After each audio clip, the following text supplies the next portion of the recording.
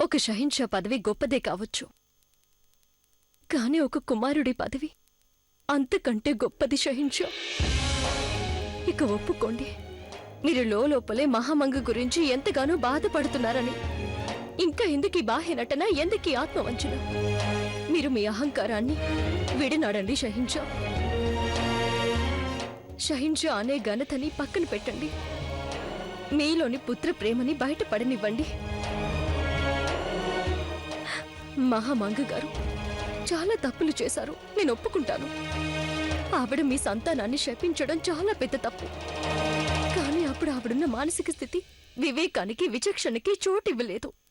తన కుమారుడి మరణానికి విలపిస్తున్న ఒక తల్లి మనసులో నుంచి వెలువడిన మాటలే కాని అవి మీకు తను పాలిచ్చి పెంచిన ఒక తల్లి అన్న మాటలు కావు షహిన్షా.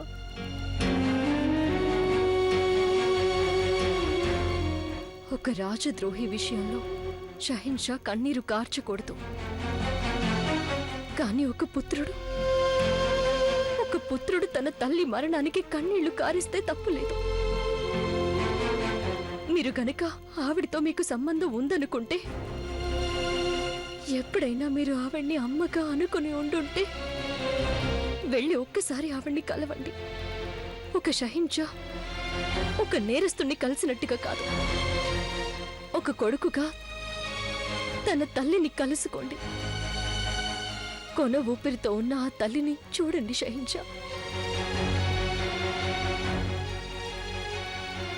కనీసం ఇప్పటికైనా మీరు ఆవిడ్ని కలవకూడదు అనుకుంటే మీకిలా కన్నీళ్లు కార్చే హక్కు కూడా లేదు షహిన్షా.